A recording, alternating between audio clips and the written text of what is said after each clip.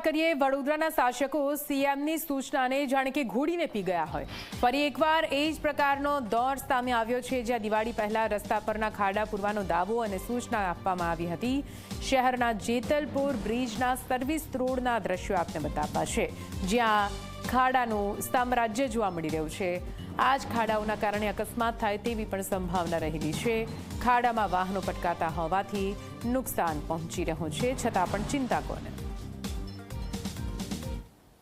આપણે વડોદરા વ્યવસ્થિત રીતે વર્તે સંસ્કારી નગરી તરીકે નામ બહાર પાડ્યું છે, અને એ વખતે જો આવી રીતે આવી એક સામાન્ય બાબત છે કે જે અગત્યની હતી એ ના કરી શકે તો એનાથી ક્ષોભજનક બીજું શું હોઈ શકે। રોડ ઉપર એ છે ને એવરી વાર તમે આખું સ્કૂટર હોય તો બે ખાડા આવે, હવે કેટલી જગ્યાએ એવા વિચાર કરો। ગાડી હોય તો દેખાય નહીં એટલે ઓલો તો ખાપકે અને પાછળ બ્રેક મારે એટલે એની ઉપર ચડી જાય। દીવા પાછળ અંધારું કહેવાય, જેને કહેવાય ને જૂની કહેવાય છે, દીવા પાછળ અંધારું। આ રોશની કરીને ખાડા દેખાડ્યા એને, પણ પૂર્યા નહીં। બધા બહુ ખાડા છે એમાં, અને પૂરવા બી નથી આવતા એ લોકો તો। પડી જાવ તો વાગે તો ખરું જ ને। એમાં તો એ કોર્પોરેશન વાળાને બનાવવું જોઈએ, પણ એ બનાવતા જ નહીં ને, એ બનાવતા જ નહીં ને કશું।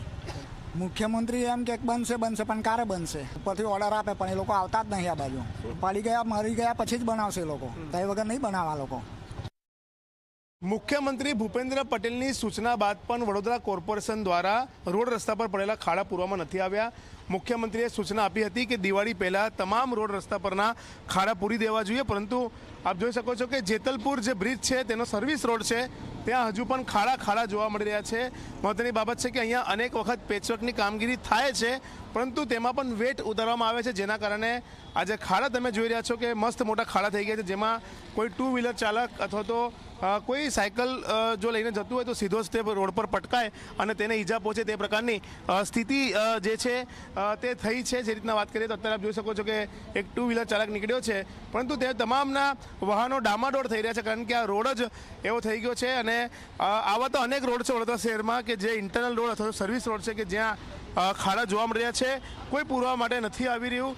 ત્યારે સવાલ એ જ થઈ રહ્યો છે કે જ્યારે મુખ્યમંત્રીની સૂચના છે તે સૂચનાને લઈને જે મુખ્ય રોડ છે તે રોડ પર કાર્પેટિંગ અથવા તે રોડના ખાડા પૂરવામાં આવ્યા છે, પરંતુ જે ઇન્ટરનલ રોડ છે અથવા જે સર્વિસ રોડ છે બ્રિજના તે રોડ પર ખાડા નથી પૂરવામાં આવતા, જેના કારણે લોકો અને ખાસ કરીને વાહન ચાલકો મુશ્કેલીમાં મુકાયા છે। ત્યારે સવાલ એ જ થઈ રહ્યો છે કે આવા રોડ રસ્તાના ખાડા કોર્પોરેશન તંત્ર ક્યારે પૂરશે અને ક્યારે વડોદરા શહેરને ખાડા મુક્ત બનાવશે, તે સવાલ ઉઠવા પામી રહ્યો છે।